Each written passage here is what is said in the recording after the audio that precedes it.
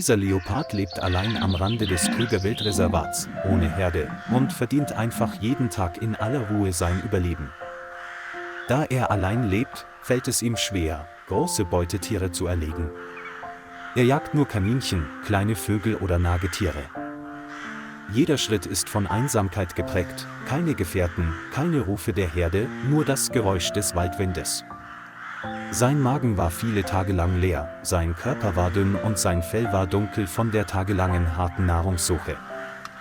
Bei jeder Kaninchenjagd muss er stundenlang geduldig sein und auf den Moment warten, in dem die Beute unvorsichtig genug ist, aufzuspringen. Doch trotz seiner anstrengenden Jagd waren seine Mahlzeiten zu dürftig, um seine bereits erschöpfte Ausdauer aufrechtzuerhalten.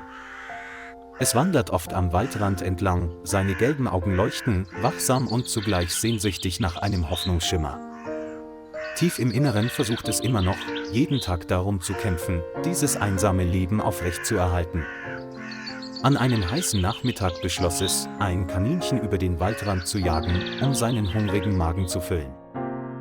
Der Hunger ließ ihn die Konzentration verlieren, seine Füße eilten vorwärts, ohne den unebenen Boden unter dem Hügel zu bemerken. Plötzlich brach der Boden ein, sein Körper geriet ins Wanken und fiel direkt in ein tiefes Loch, überall wirbelte Staub auf. Es brüllte panisch und versuchte mit seinen Krallen, die senkrechte Wand zu zerkratzen, doch eine Handvoll Erde fiel herunter. Bei jedem Versuch zu klettern rutschte mein Körper nach hinten und mein Bauch schlug hart auf den Boden, was noch mehr Schmerzen verursachte. Sein Brüllen hallte durch den Wald, wurde aber schnell vom Wind davongetragen, niemand hörte es. Die Nacht brach herein, die Dunkelheit brach herein, das Zirpen der Insekten vermischte sich mit dem schnellen Atmen des erschöpften Leoparden. Es lag zusammengebrochen in dem Loch, seine Augen blickten zum dunklen Himmel hinauf, das schwache Mondlicht spiegelte seine Verzweiflung wider.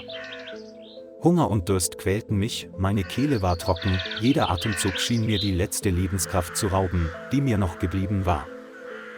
Das Stöhnen verklang, und in der kalten Dunkelheit des Waldes war das Geräusch nur noch ein heiserer Atemzug. Mit schlaffen Klauen und zitterndem Körper gab es allmählich auf und akzeptierte die harte Wahrheit seines einsamen Schicksals. In der Stille der tiefen Nacht ist sein Leben so zerbrechlich wie eine kleine Flamme im starken Wind. Am nächsten Morgen ging Elias Muköna, ein Einheimischer, über den Waldweg, um die Maisfelder zu besuchen.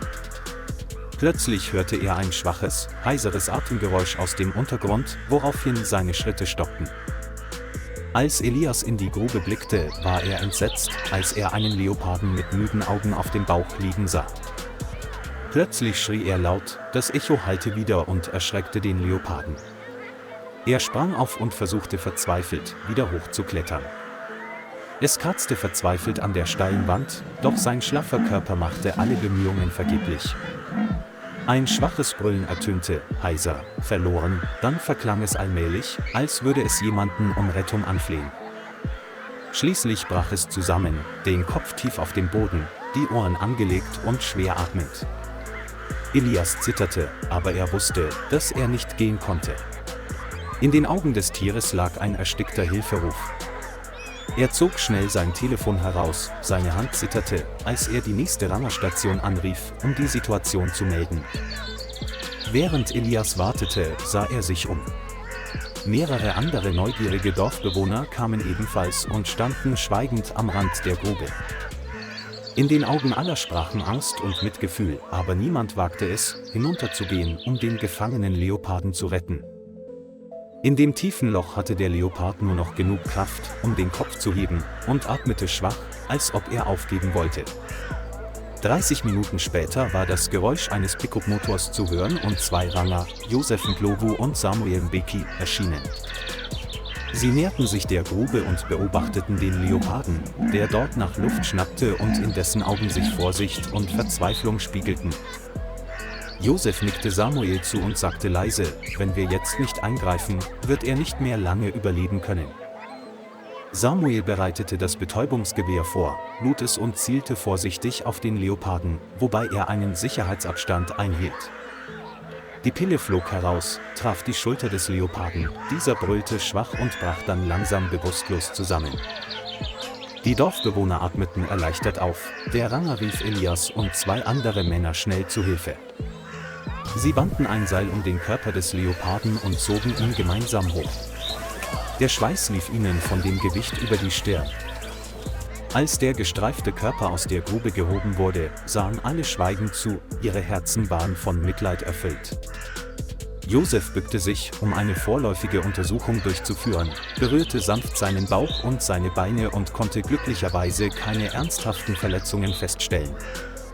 Samuel sagte laut: „Es ist nur erschöpft, aber wenn wir gewartet hätten, wäre es vielleicht gestorben." Elias' Augen füllten sich mit Tränen. Er hatte nicht erwartet, dass das Leben, das zu schwinden schien, noch eine Chance hatte, wieder zum Leben zu erwachen. Die Leute versammelten sich um ihn, betrachteten jeden Schlammfleck auf seinem Fell genau und schüttelten bedauernd den Kopf über seinen Untergang. Josef stand auf und wies streng an: „Jeder muss diese gefährlichen Löcher füllen, um eine Wiederholung zu vermeiden." Samuel, Elias und ein anderer Anwohner halfen dem Leoparden auf die Ladefläche eines Kleinlasters und bereiteten sich darauf vor, ihn wegzubringen. Der Wagen startete, roter Staub wirbelte auf und trug dieses zerbrechliche Leben aus dem Blickfeld der Dorfbewohner. Das Fahrzeug brachte den Leoparden zur Veterinärstation im Krüger Wildreservat, wo 2 Ärzte für die Notfallversorgung warteten. Als er heruntergebracht wurde, war sein Körper noch schlaff, sein Atem ging schwer und seine Augen waren im Schlaf geschlossen. Der Tierarzt überprüfte seinen Herzschlag und seine Atmung und stellte fest, dass es nicht verletzt, sondern lediglich durch Hunger und Durst erschöpft war. Umgehend injizierten sie unterstützende Medikamente und Infusionen, um dem geschwächten Körper seine Energie zurückzugeben. Ein geräumiger halbwilder Käfig wurde vorbereitet, mit Futter und Wasser, damit das Tier wieder zu Bewusstsein kommen konnte. Josef und Samuel standen draußen, dokumentierten den Gesundheitszustand und meldeten Einzelheiten per Walkie-Talkie an ihre Vorgesetzten. 2 Stunden später begann der Leopard aufzuwachen, seine Augen öffneten sich und er sah sich nach dem seltsamen Eisenrahmen um. Zuerst taumelte es, seine Beine zitterten, als es langsam ging, dann bewegte es sich allmählich auf das Stück rotes Fleisch zu, das in der Mitte des Käfigs lag. Es senkte den Kopf und zerriss mit seinen Reißzähnen Fleisch. Das reißende Geräusch hallte wieder und signalisierte die Rückkehr der Stärke. Mit gefülltem Magen und etwas erholtem Körper legte es sich mit einem Seufzer der Erleichterung hin, während seine Augen allmählich ihre ursprüngliche Schärfe zurückerlangten. Samuel sah Josef an und lächelte sanft: „Es wird alles gut, zum Glück sind wir rechtzeitig angekommen." Josef nickte und folgte mit den Augen den langsamen, aber instinktiven Bewegungen des Leoparden. Die beiden Ärzte beobachteten weiter und passten die Nahrungsmenge an, damit es nach einer langen Hungerperiode nicht zu viel war. Nachts schlief der Leopard friedlich in seinem Käfig, atmete gleichmäßig und seine Silhouette war unter dem sanften gelben Licht still. Es war das erste Mal, dass es von Menschen geschützt wurde, anstatt nur in den Augen der Menschen eine Gefahr darzustellen. Am nächsten Tag, als es dem Leoparden wieder gut ging, fiel die Entscheidung, er sollte wieder in die Wildnis entlassen werden. Ein Spezialfahrzeug mit einem Eisenkäfig wurde vorbereitet und von den Rangern und Ärzten sorgfältig beladen. Das Auto rollte über die kurvenreiche rote Schotterstraße, die tief in das riesige Krüger Wildreservat hineinführte. Der Leopard lag mit weit geöffneten Augen im Käfig und spürte, wie der Wind durch den Türspalt strich und der vertraute Duft des Waldes in der Luft lag. Als wir in einem lichten Waldgebiet ankamen, wo es sicher und reich an Beute war, hielt das Auto an und alle bereiteten sich darauf vor, es freizulassen. Die Käfigtür öffnete sich und der Leopard trat zögernd heraus. Das helle Sonnenlicht erhellte sein goldgestreiftes Fell. Es hob den Kopf hoch, atmete tief die freie Luft ein und seine Augen blitzten wieder vor intensivem Leben.